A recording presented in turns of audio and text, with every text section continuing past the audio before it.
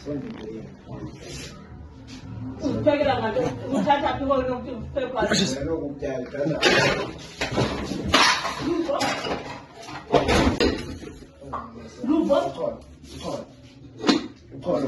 Undibulale la ntoni luvo. Undibulale la ntoni luvo. No sabane la luvo. Undibulale la ntoni engineer. Ndibethu ndibulale njengoba uthunywa kwazondibulala.